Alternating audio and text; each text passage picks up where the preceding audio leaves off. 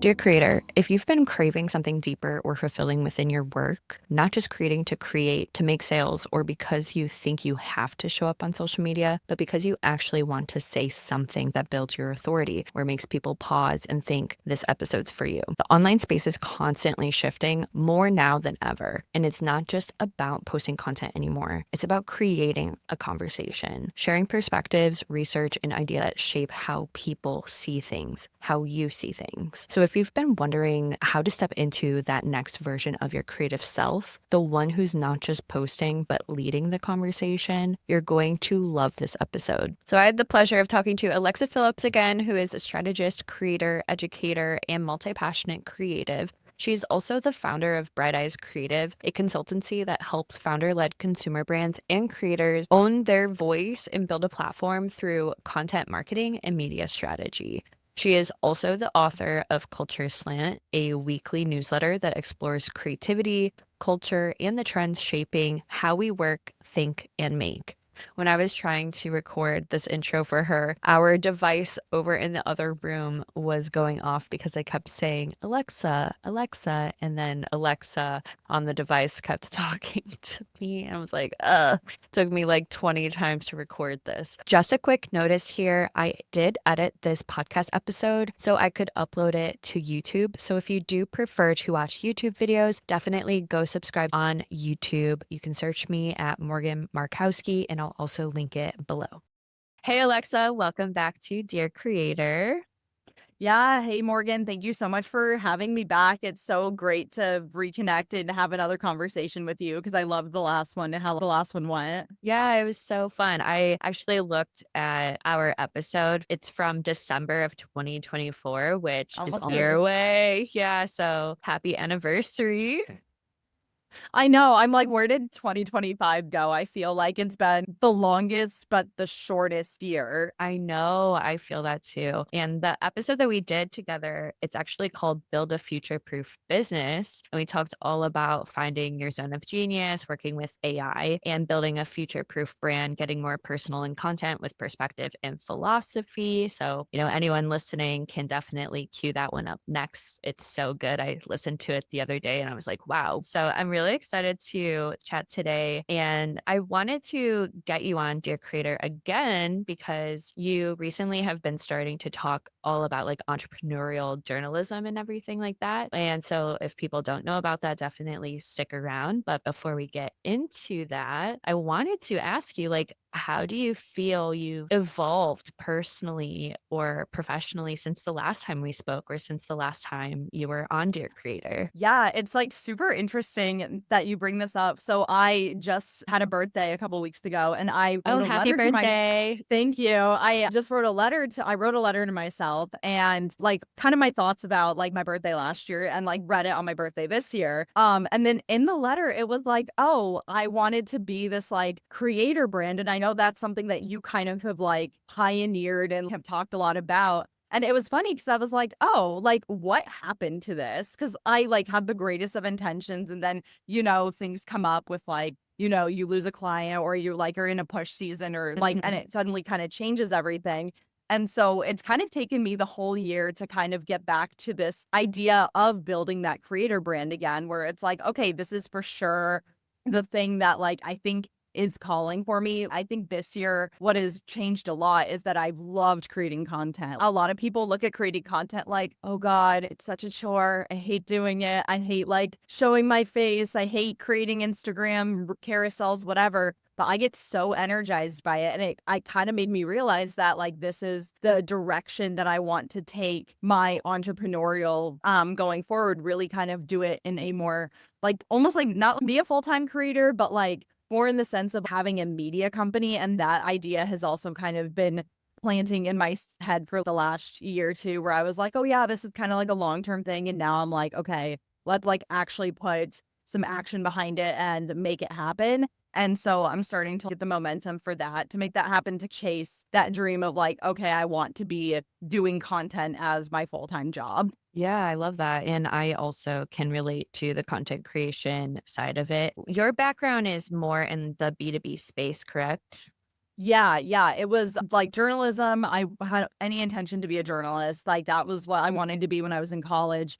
Wanted to do fashion journalism, and then after, looking at the industry and all the trends that were going on at the time, like, there were a lot of magazines that were shutting the print version and going online, which I think it's funny so many years later that we're seeing the revival of all these print issues. Right. Yeah.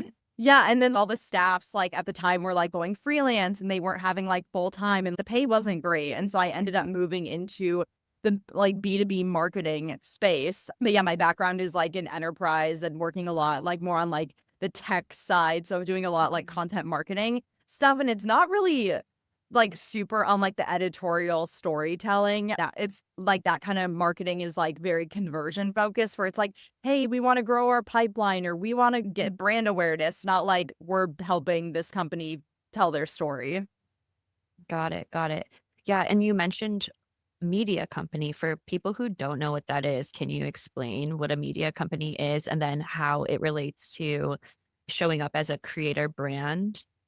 Yeah, so in my mind, a media company is you're doing a company that where content is the product. So essentially, maybe you have a newsletter and that's your main thing, but I think of it as like more beyond than just having a newsletter. I know there's so many creators and so many people who have like a media company, but it's like they basically just have a newsletter and then they do all these partnerships. For me personally, I want mine to be more than just newsletter. I want to do video. I want to do podcasts. I want to do like these long form reports and all of this other stuff that is really just creating a lot of different types of content around different ideas. But I think there's a spectrum of what it can be. And as it relates back to a creator brand, I think that's kind of you could have be like a content creator and have a business, but you could also be like a media company. But I think the difference is what type of content you're creating. Like if you're creating more of that like long form thought leadership, own channels, then I would say it kinda leans more towards media company versus, like, I'm just gonna be a social media content creator and make my money and get my brand partnerships from all this short form content. Gotcha. Gotcha. Yeah, that makes total sense. I think of like Jay Klaus or somebody like that Yeah, when I think exactly, of like media company. yeah, Jay Klaus, one that I love and admire is called Future Commerce. They're more in like the media or like the e-commerce retail space. And they Okay. do a ton of like media stuff where they have like different newsletters and they have like different podcasts and they do all these like reports with these enterprise partners and they're hosting events and so all of these like kind of different things. But yeah, I think there's definitely a spectrum depending on like what your definition of media company is. So would you say a media, like if somebody was to work on building up a media company, they would need the creator, like personal brand, like the founder, entrepreneur behind everything. And then they would need multiple different forms of media to bring it all together. Is that basically how you would outline it? Yeah, so I would say because I think we're at the age where you can't really have anything be faceless anymore. Like, yes, you Yeah. can have the name of your media company, Future Commerce, Dirt, whatever. But there is the person, the founders, the CEOs who kind of are the face of that company because they're the ones on stage speaking at panels, they're showing up at conferences, they're authoring a lot of the content and everything. So I think you have to have kind of that personal brand element Mhm. to it, but it can be like kind of just like a brand of media. But I would say also to position it to grow, it doesn't necessarily have to be like, like Jay Klaus, for example. I would say he's more of like he kind of I think leans a little bit more like creator side than like media. Yeah. Cause like he's still really like it's his face, it's his name, it's his like everything. Whereas like some of other traditional media companies that I follow, it's not necessarily the name of the creator as like it, but they are the face of the brand, if that makes Right. sense. Yeah, totally, totally. It's like media company is basically the business. Yeah, So it's like Vogue and Anna. It's like Vogue and Anna Wintour. Well, I guess now gotcha. that Anna Wintour is not technically the Yeah. editor in chief anymore, but same kind of concept where it's like you have the brand and all of its entities, but then you have the person that you associate with that brand. Cool. Yeah. So for your media company, well, so you said you have goals. Like what specifically are you excited to get started this quarter or next year? Well, this quarter specifically, it's funny that we're doing this recording today because I actually, in my like with my newsletter, I kind of just wrote like a letter from the editor for today's issue, kind of just like explaining the changes. And so the first big change is kind of like the rebrand of the newsletter and kind of restructuring it. So I had my newsletter Creatives Anonymous, and that's what I'm using as the base to turn into this media company. So I'm changing kind of the name and the premise of the newsletter to be a Oh little my bit more god. like culture focused and everything. I think Morgan, I think you are a subscriber to my newsletter, so it's gonna sound a lot Yes, more it's so like good. the culture slant side of things. Because I want it to be more of an authority building piece of media versus like kind of my diary about like Yeah. just like creativity topics. And like there's nothing wrong with that if that's what you want your newsletter to be. But I have bigger goals. Like I want people to be like inspired and like reference my work and like all of Mhm. this stuff. So the first thing is really just kind of working to fix the newsletter and kind of rejigging it, redesigning it, adding some more sections, more content and Mhm. stuff like that before the end of the year, and then kind of setting like the groundwork to kind of expand from there. Because the next thing I really want to do is launch. I have like a little podcast idea to kind of Oh, do awesome. yeah, I want to call it social listening, where it's like I talk with other, people on the internet, people who are chronically online and everything about the trends that they're seeing, like from Mhm. TikTok or in comments or anything, like just kind of that more like boots on the ground, social listening, social monitoring type research, and just like talking about it. Cause obviously I'm not on every side of TikTok. And so I'm Mhm. always curious to see what other people are consuming and what that is saying about our culture and like what those trends are indicating. So that's like the next thing. But like, my pie in the sky dream is to actually get like a sponsor for something like that. So like an enterprise brand to like sponsor that show. So that's like the next expansion there and then just going from there. But that's like the groundwork that I'm like trying to work on laying at least in the next couple months. Yeah, that's, like, super inspiring. I love that, and I love how clear the goals are even though, like, you're, like, in the middle of it. It's would you say you're, like, in the messy middle of doing it Oh all? yeah. Messy middle. I have so many things on my list, like getting like the domain and opening another Instagram account and I don't know, maybe a TikTok. I haven't really decided what I want distribution to look like. But yeah, just like in that messy middle, like, oh, I have a lot of things to do. And like even doing a little bit of a rebrand for the visuals and everything. So it's a lot, but it's super exciting because it energizes me and it's on topics I'm super passionate about writing and creating for. And it's a lot of flexibility too, because I can talk about so many things, but there's one core idea that ties everything together, which is super exciting. So I'm just like super energized, but I'm like, I wish I had more hours in the day. Oh my gosh, I think we all do. I could totally relate to that, and I feel like I'm pretty good at time management and everything, but I'm such an ambitious and multi-passionate person that wants to do literally everything, and I have 5 different lists ongoing that I'm like, "How can I ever get to any of this?" I'm so inspired whenever I see your TikToks and Instagrams and your newsletters, which everyone should definitely go follow you. I'll link everything that or everywhere that you show up in the show notes. But I saw that you posted a TikTok about entrepreneurial journalism and it went viral, which is insane. And I saw the other day it sits with like over 1 million views and I think 98,000 plus likes and over like 7,000 saves and a bunch of comments like, wow. First of all, I wanted to ask you, like, how do you feel about all of that visibility? Because recently I had a couple videos go in my eyes viral. I had, over 100,000 views and I was like, "Eek, pump the brakes." I'm like, my nervous system was like, whoa, freaking out. But now I've crossed that bridge. But how does gaining that much visibility make you feel? It's crazy. Like in my mind, like a viral for me, it was maybe over 2,000 views. Yeah. But then this one just started climbing. I remember waking up like the next morning after I had posted it and it was at like 10,000. And I was like, oh, okay. The next era of content creation is really going to be around this idea of entrepreneurial journalism, build an audience around a certain type of knowledge, perspective, or point of view, being invited to the same spaces that traditional lifestyle influencers have been invited to, like Apple WWDC, the US Open, New York Fashion Week.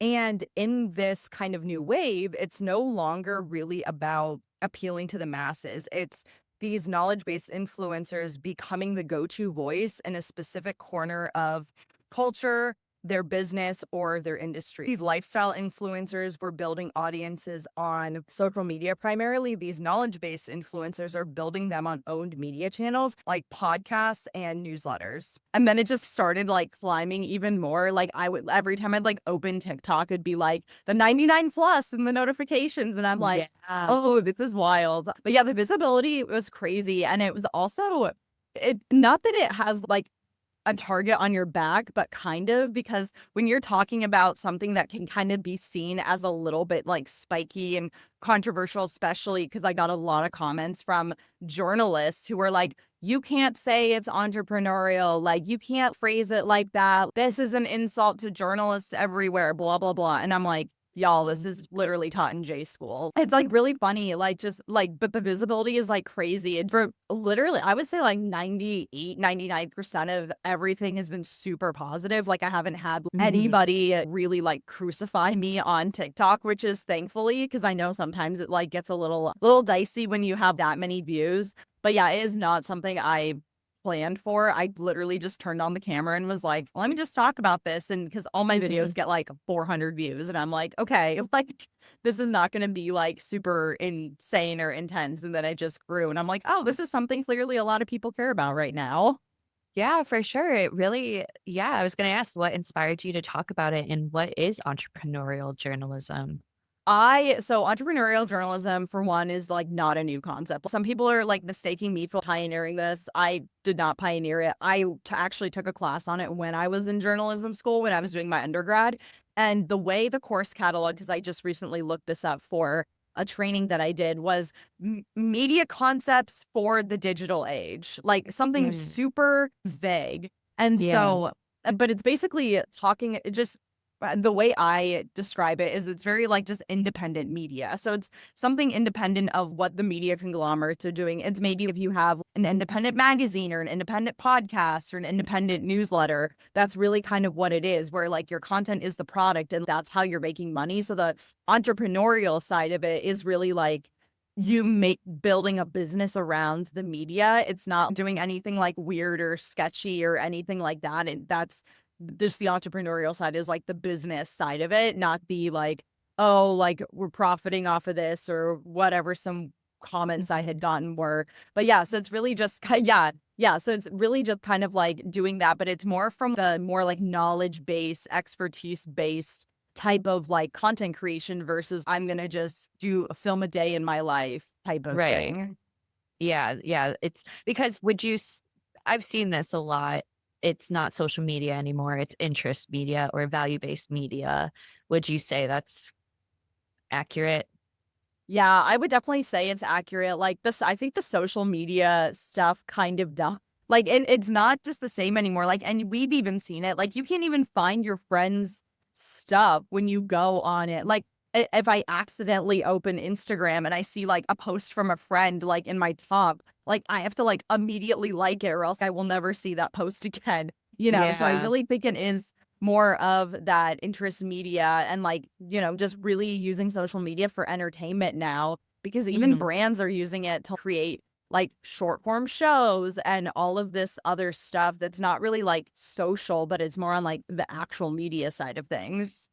Yeah, for sure, and so you took a class on this and then you talked about it, but initially you were just like, "I think I should talk about this," like, you just felt called to talk about it, or was Yeah, this yeah. always kind of part of, like, your brand perspective with your clients and stuff? I kind of so with TikTok was like is still a very super new channel for me in my content marketing mix for my business. The original intention was like, I'm gonna see if I can get something on here because I saw someone else who I follow on Threads, Shaylee, who is the founder of Burnt Toast Online, had said something like, "Oh yeah, I've been able to get $50,000 worth of inbound work from TikTok." And so I was like, "Okay, well, if somebody else can use TikTok to use it as like an inbound, let me try."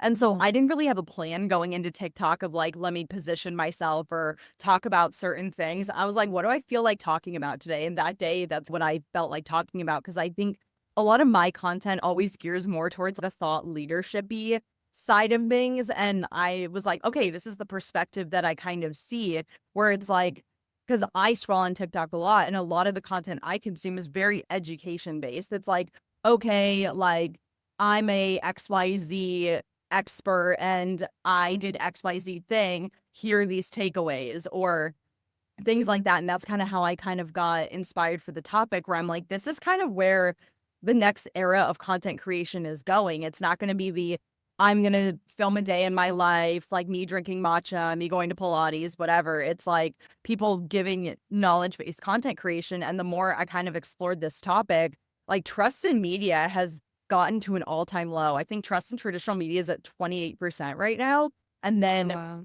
another report from Sprout Social came out and said that creator trust is at like, I think people trust creators 61% more than they do like brands and things like that. So I'm just like, okay, well, there's this opportunity here for creators, these, especially these expertise, knowledge based creators with layered journalism practices to be these next era of trusted media sources because we're not seeing it from traditional media and people are putting trust more in creators. So it's like, okay, well, creators can kind of like fill in the gap and be those media sources because everyone's getting their news from social media and consuming YouTube content. Like even my parents are watching like experts on like who talk about real estate and pull stuff in like on their YouTube shows. So it's really just like a changing landscape of how people are trusting other people.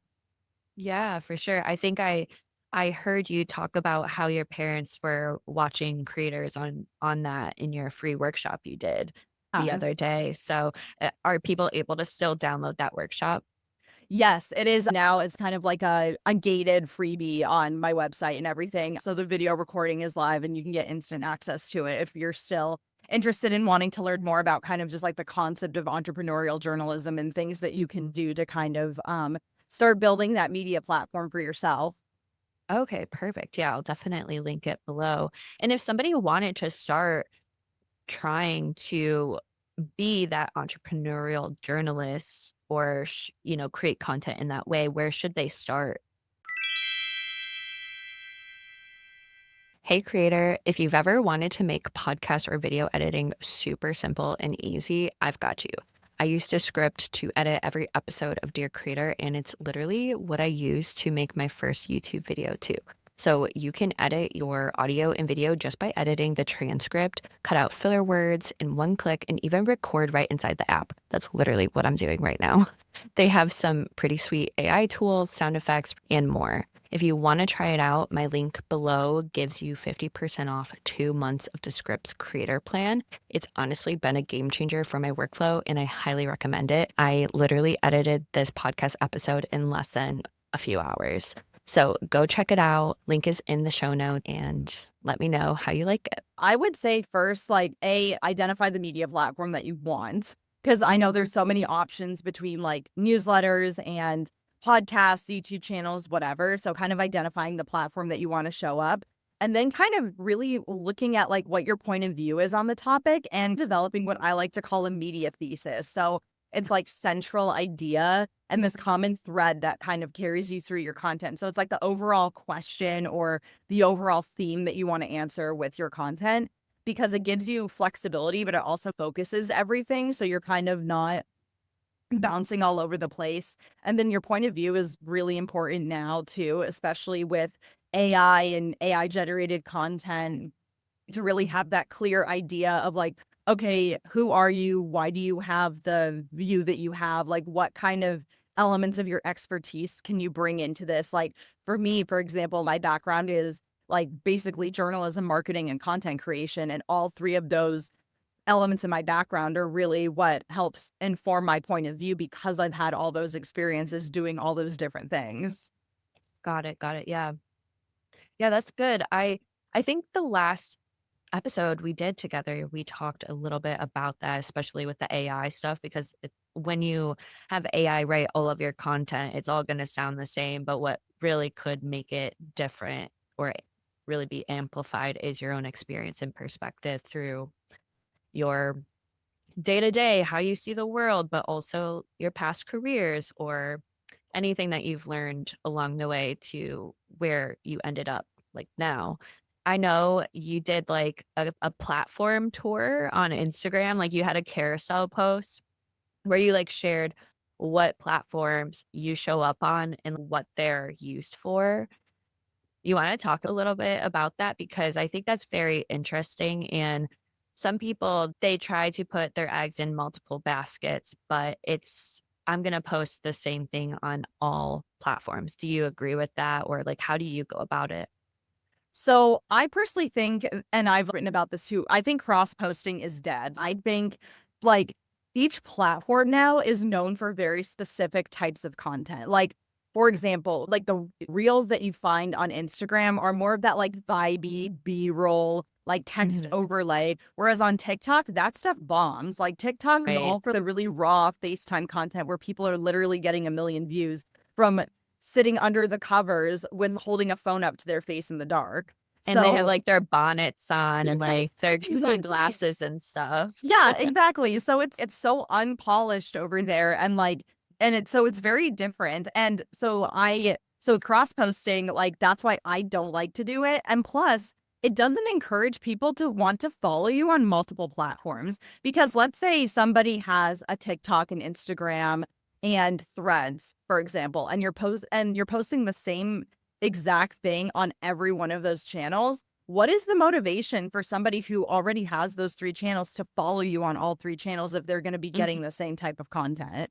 So, I kind of like to diversify it and kind of my philosophy is, like, just kind of, like, diversifying and telling a different part of your story across each of your platforms. So, it kind of builds this, like, brand world around you, and so people are like, "Oh, well, if I want this type of content from her, this is what I can expect on Instagram. This is what I can expect on TikTok." And yes, you're creating more content, but, like, your overall story is all the same. You're just telling different parts of it on different platforms. Yeah, I agree with that. Recently, I talked a little bit about how I got some views on TikTok, and on TikTok, I actually am making it more lifestyle based Mhm. where it's like I think my bio is something around it's like curious, cozy, and crafty. It's kind of like the lifestyle bits and maybe more lifestyle rituals that I do, things that I like to do to like wind down from being in like a work mode because I'm such a Capricorn. I'm a generator. I can be a workaholic, especially if I'm aligned with what I'm doing. So I feel like that is very specific to that platform. Whereas like Instagram is more of like my like personal brand consulting, creator mentorship type content.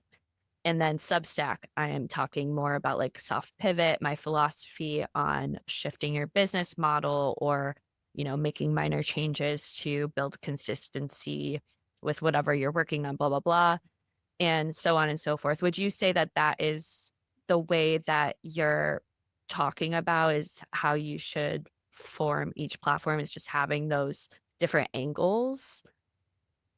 Yeah, yeah, I think though that's a great example of like how to do that too, just like different angles because not every channel is going to be for the purpose that you intend it to be. Like not every channel is going to be a sales and conversion channel for you. Mhm. Like I sadly have learned that the hard way and that's kind of what forced me onto TikTok because I wasn't getting like any sales or conversions from like Instagram or Threads or anything like that. So I'm like, okay, well, like, let me try TikTok and see what's happening over there. And I just kind of goes to show the thing I learned is don't be afraid to break the status quo when it comes to your Mhm. platforms because I think we're told so many times as business owners or even like with social media expertise, like, oh, if you're targeting people in a specific industry, like these are the channels that you should be on or you should be posting on.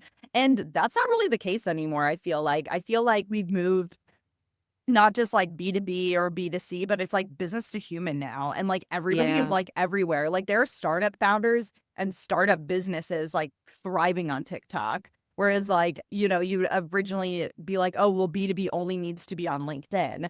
So it's just kind of like interesting. And I urge creators too and like business owners where, okay, if something's not working for you, like if you're not finding the success you want on Instagram as like a conversion channel, try something else. Like try Threads, try LinkedIn, try TikTok, because you never know where your audience is going to show up and how they're going to resonate with your content. Yeah, for sure. And how long do you think people should test these different platforms out until they move on to the next? Because I know like sometimes people get shiny object syndrome and, move too fast. How long would you say it takes to see results? I'd say like 3 to 6 months. Like it is like long because as we know in marketing is such a lag measure where it's like you do all this effort now and then you might not see the fruits of your labor for like 3 months from now. And it takes like a while to kind of get consistent and that. But I think that's the point that a lot of people don't stick with is that consistency where it's like, oh, well, I'm seeing low views, like I'm seeing low engagement, I'm seeing this, like I'm just going to give up on it. And you can't. Like, the only way to, like, build and compound success with any sort of creating, whether it's, like, long form, short form, whatever, is staying consistent with it. And it takes a lot of discipline to do it because you're not gonna wanna do like, there's days where you're like, "I don't wanna show up. I don't know what I'm gonna talk about," but you kinda just have to power through. Yeah, for sure. Since you do post on multiple platforms, I can imagine it's a lot of work. I know I struggle sometimes with the consistency of it. What workflows or systems do you typically use, or do you use any like scheduling programs or apps to help with the posting? Yes and no. I mean, if I do end up batching, which is rare because depending on like what my schedule's like, I'll just use the native platforms like LinkedIn. Like they have just a fine native scheduling platform where it's like you just do it. Same thing with Instagram. TikTok, I haven't, I don't, I think they do have a scheduling thing, but TikTok is like every day, spur of the moment. I'm like, oh, what do I want to Yeah. talk about today? Which like sometimes isn't, like, the best way to go about it, especially if I have, like, a busy day, but, like, that's the beauty with TikTok is, like, I can be sitting at my desk, I can be sitting over at, like, my little table I have in my kitchen, I can be sitting in my car if I have, like, 15 minutes to kill and just, like, record something and upload it. So, for me, I'm just like, I'm gonna just record that, whatever. But I've kind of so I'll do that and, like, I don't know. I think because I have a writing background, like, writing written stuff, like, is really fast for me. Like, it's not like writing a LinkedIn post or writing threads or whatever. It doesn't take me a lot of time, so I can usually knock things out pretty quickly. It's just kind of the ideation and forming it into, like, a cohesive thought that is, like, Mhm. the thing that probably takes, the most amount of time, but honestly, my workflow is, like, pretty chaotic, if I'm gonna be completely honest. I have a list, though. I have, an automation I have on Notion where it's, like, every day what, like, my marketing checklist is, where it's like, "Okay, make sure you post something on Threads, make sure you show up on Instagram stories, make sure you post a LinkedIn post, do a TikTok video." So it's just like little like things to like check off every day. So that's been helping to make sure I hit everything every day and it making it on its way onto my to-do list.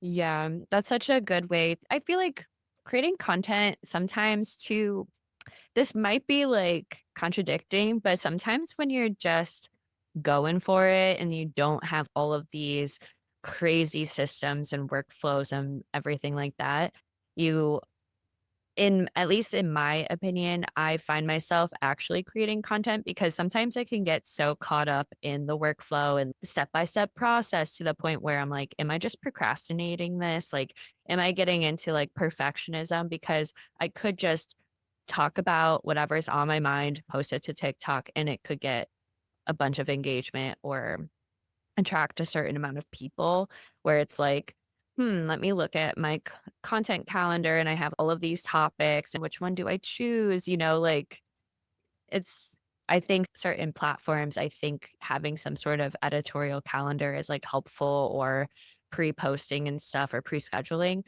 But that's what's kind of the beauty of TikTok is just posting randomly and just showing up as you are. Yeah, I love the spontaneity too, because sometimes, like, I'll plan my topics for the week, but then Mhm. sometimes something comes up from, like, a conversation I have with somebody or something I come across, like, that I'm reading, and I'm like, "Oh, I wanna, like, add my 2 cents on this," so then I'll just, like, move some things around to make room for it in my calendar, and so, I keep it, like, pretty fluid, pretty loose and everything. I think the hardest part is, okay, how can I, like, use this point of view and this stuff in my content to like position myself.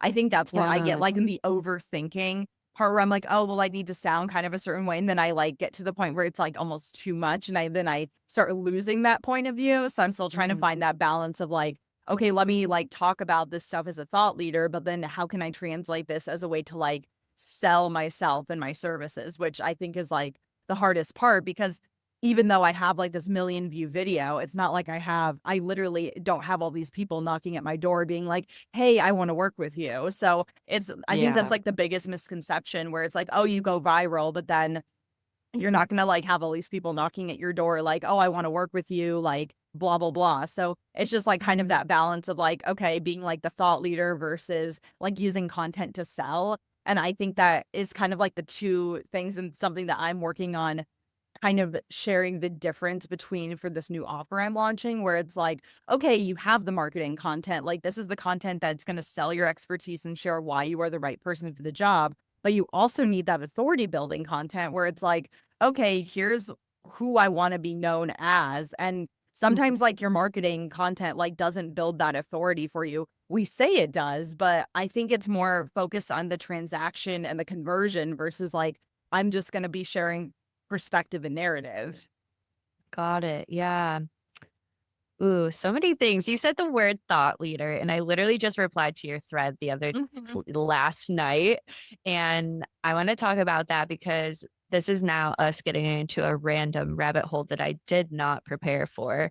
But you were asking about what people thought about thought leader, like, do they know what it means, things like that. And I replied, most recent conversations I've had, people are kind of getting sick of this thought leader title or I don't know. I don't even know it. Is it a title?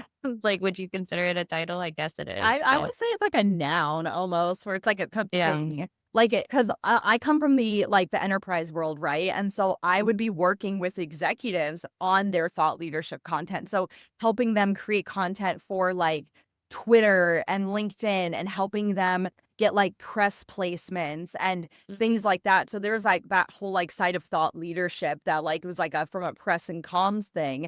But, like, I don't know, I actually just wrote something about this right before we hopped on for LinkedIn about how I think thought leadership is, like, evolving into, like, what I consider, like, media credibility, where it's, like, instead Okay. of, like, "Oh, I'm just gonna, like, post a hot take and, like, I'm a thought leader now," it's like, "Okay," but, like, instead building, like, a platform to share ideas and really build that media presence to have this body of work that is your proof of concept that allows you to start, like, leading and shaping conversations versus just, like, I'm gonna just post this, like, hot take on, on LinkedIn and, like, call myself a thought leader.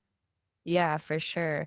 And I think you mentioned in your free workshop about entrepreneurial journalism on how like people, how to write as an entrepreneurial journalist in a way. It's like you're taking quotes from people, you're citing your sources, you're doing research, where a lot of the times I see a lot of like opinion based work, which I think is good too, especially if you have like backed up like stories and, experiences that you share.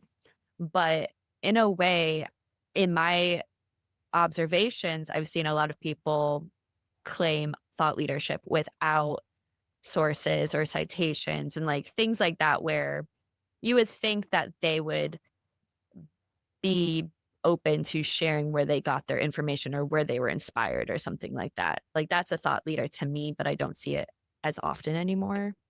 Yeah, I think too, like going back to the journalism thing, I think we're kind of moving more with content in like this era of like op-ed, almost where it's like, okay, you have the reporting. So it's like, here's what happened. Like, here's what data tells us.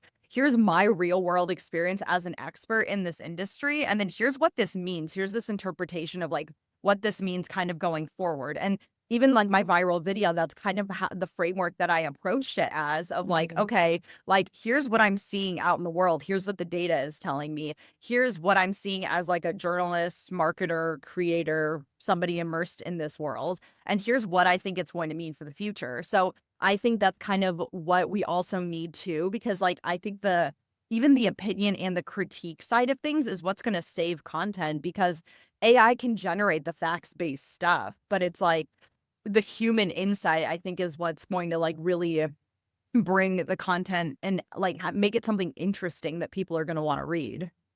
Yeah, totally. Wow, so many goodies.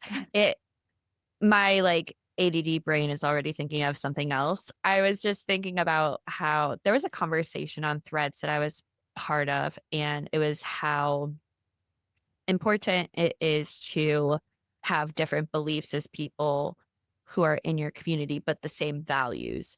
And I think entrepreneurial journalism or thought leadership can create debates online depending on whatever you're talking about. So I did another video on Substack, and that one was like, for me, a little controversial because it was like I hadn't taken an opinion that was different than how a lot of people view Substack.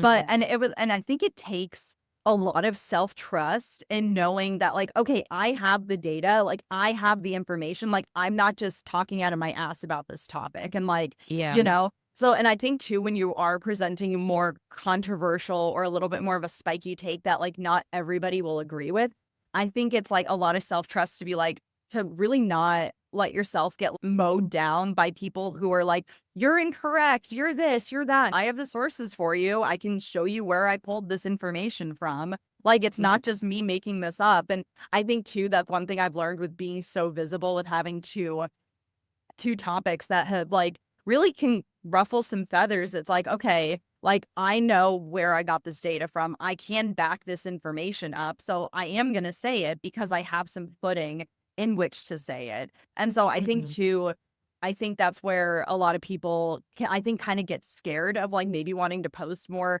controversial stuff. But I'm like, if you have data to back it up, like what's stopping you from saying it? Like somebody literally commented on my Substack video, like saying, oh, a lot of this information's incorrect. And I was like, okay, DM me and I'll show you all my sources that I pulled from for this. It's just like stuff like that. But it's also knowing when opinions and comments actually contribute to the conversation and when they don't. I got a lot on my Substack video that was also like, you just don't like the platform because you haven't spent enough time on it and you don't understand it. And I'm like, that's not a basis for an argument. It's like, Saying that, like, "Wait, you know me?"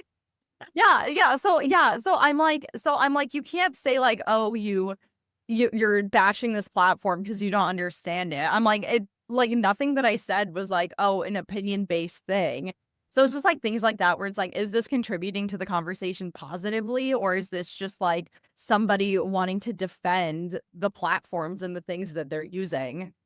Yeah, for sure. I feel like a lot of people do just express their feelings. They're not really coming from a source, like you have, the resources and things like that. What are your takes on Substack? Because I have a Substack, and I mean, I have a Substack and I have a newsletter. I'm basically kind of like all over the place besides LinkedIn, even though I do have a LinkedIn.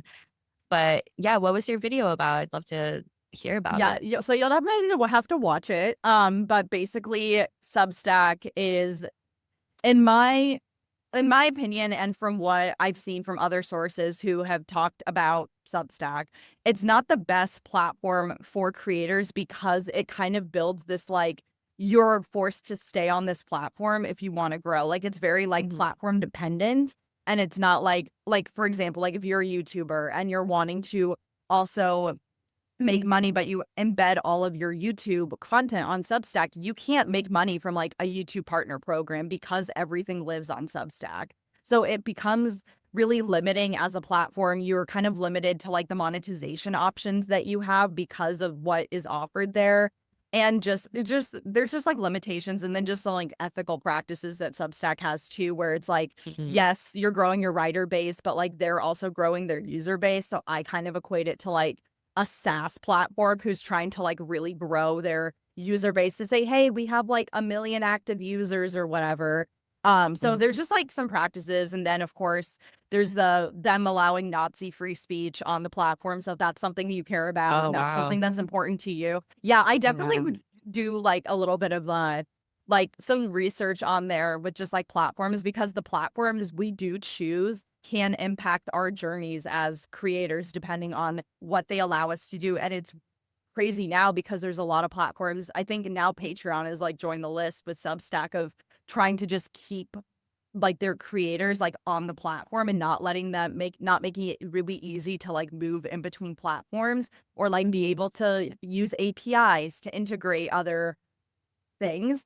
So I think it's really just that's kind of almost like a scary thing of like trying to get people to stay on platforms. I think the same thing can be said with these editing tools like Instagram edits or like the Mhm. TikTok editing software or whatever to like keep people within the same ecosystem instead of using different tools for different things. Yeah. Do you mean like that if you edit through those platforms, you would get better engagement or be pushed out more into the algorithm? I don't know too much from the editing side of things, but I have seen with like it with the metadata like of the video. So like let's say you have a video from TikTok that you edited on there natively and then you want to push it to Instagram. Instagram can like look at the metadata and say like, oh, this video originated and was like on TikTok. So I think it can probably impact that. I don't know too much about that though. So it's definitely something for Okay. like more research purposes. But I think we are seeing a lot more of these platforms wanting this platform dependency with, creators instead of allowing people to kind of, like, move freely and choose tools. Yeah. Wow. Yeah, that's so good to know. I'm definitely going to DM you about those articles and research that you've done on Substack. Instead of Substack, what would be a good alternative?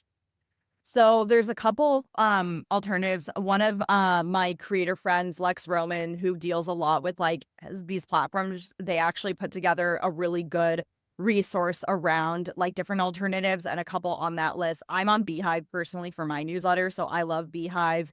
I like what they're trying to do with just, like, their whole philosophy around, like, being able to treat it, like, as a tool, not, like, as we're gonna force somebody to just stay on this platform. I know Ghost is another one for kind of like doing newsletters and blogs. Button Down is one, and I can't remember the others that this post had mentioned, but those are the big 3 that have come to mind. So there are some other sources if you want like a newsletter thing, because Substack at the end of the day is an email newsletter platform. Like if you want kind of like that same concept, there are other platforms that you can do. I think the thing that draws a lot of people in with Substack is the barriers to entry are super low. And like it makes it super easy to get on and super easy to write and super easy to kind of like distribute your content, which is not something that some of these other platforms have. It's not like a social feed or anything else where people can discover your stuff. You have to like send it out and physically share the link and use like a distribution channel to get people like on your list and subscribing to your stuff. Yeah. The feed for Substack reminds me of Threads, but Mhm. it's more like, not to say this in a mean way, like high intellectual people Yeah. or artsy people who like to curate images from like Pinterest or the internet or something. Yeah, I mean, I don't spend too much time, like, on the feed. The only time I really interact with Substack is if there's, like, a creator, like, a newsletter that I subscribe to, it, like, lands in my inbox and I'll just read it, but I don't really, like, go on the app or anything. But, yeah, like, what the biggest thing that when I was choosing, because I was choosing between Substack and Beehive for my own newsletter was somebody was like, "Oh, it's basically just like another social network," and I'm like, "Yeah, I don't want it." Another Yeah. social network for but, like, for newsletters, I was like, "I just want, like, a tool to use to, like, get the email and, like, get it sent out and everything." So that was, like, kinda what, like, made my decision, and then after learning all of these other things with Substack, I'm like, "Yeah, I think I made a good choice." Yeah, for sure. Is Beehive paid? Like, do you have to pay for it? So, I think their free tier is up to 2,500 subscribers, but then if you want other features like their ad network or to have, like, kind of I think they call it, like, the direct sponsorship storefront or whatever, and if you have more than 2,500 subscribers, then you have to go up to, like, the next tier, but, like, 2,500 is a pretty generous, I think, free tier for stuff, but, like, everything else is just, like, monetization capabilities. Okay, nice. Good to know, good to know. The last question that I really, really wanted to talk about was where you find all of these opportunities to go in person to these events like, I know you've done a few like in-person workshops and speaking things as well.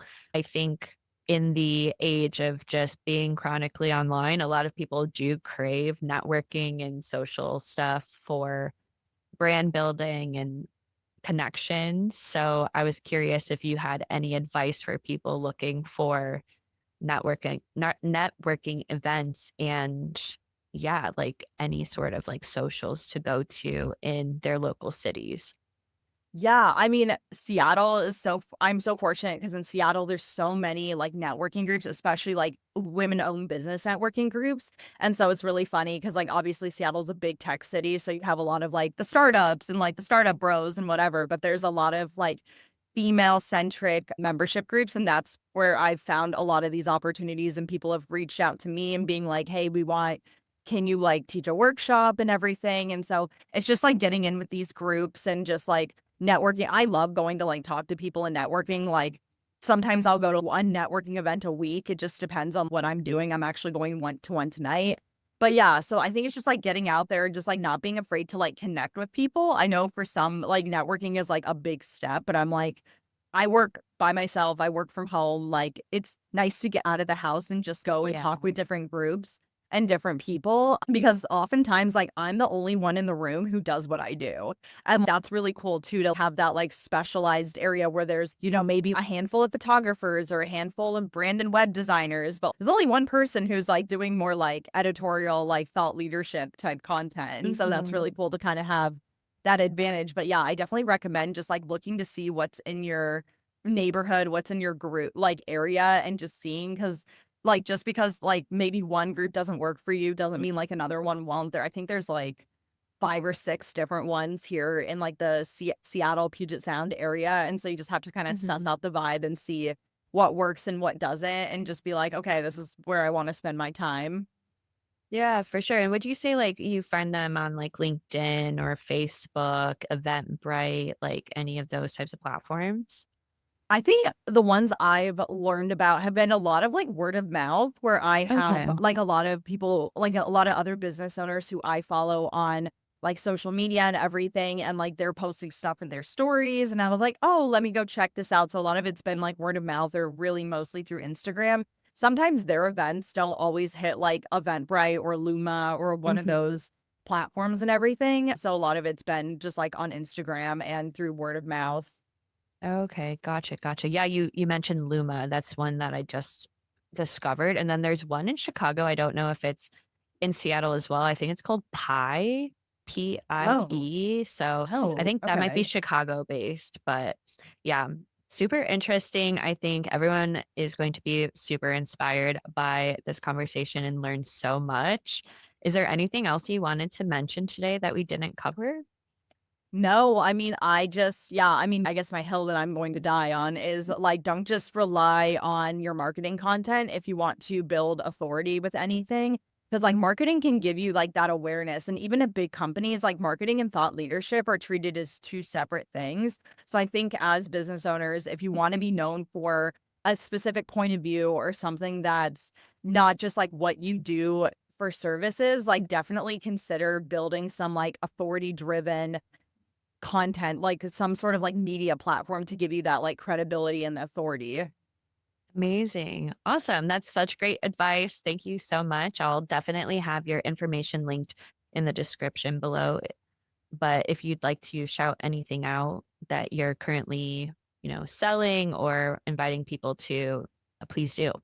I'm not sure when this episode is going to go live, but I'm currently starting what I'm calling it's like kind of like a content creation incubator and community where essentially I'm going to be kind of helping guide people through the development of building that like long form, like credibility building, authority building media, and then just like helping people stay consistent with it. Cause I find that's the biggest thing. Like everybody's like, I know exactly what I want to post on, but like I don't have time to do it. I don't want to fall off on it. So I'm like, "Okay, great. Like, let's have this, like, 6-month program where the first part is us actually getting this, like, concept out in the world, and then the rest of it is just like, okay, let's, like, keep you consistent to, like, post and publish and get, like, some consulting and advice and coaching to kind of really just, like, optimize and grow that content channel. Because I think that's what's missing where a lot of people are like, "I wanna have this podcast," and then they'll post, like, 3 episodes, and then they're like, "I'm too busy with everything else," and then it just goes by the wayside. So my goal is to like, okay, let's get you like going and let's get you consistent so creativity becomes this muscle that you build and you're like, and then it becomes of like, oh, I have to do it versus, oh, I'm excited to do this. That's gonna be awesome. Definitely go sign up for that. I'm sure Alexa can help you with all the content things. You're going to be an entrepreneurial journalist by the end of working with her. Well, thank you so much, Alexa, for coming on to Dear Creator again. Maybe in the future we'll have you on to talk about something else. But yeah, this was a super valuable episode. And yeah, I'll see you later. Yeah, thank you so much for having me.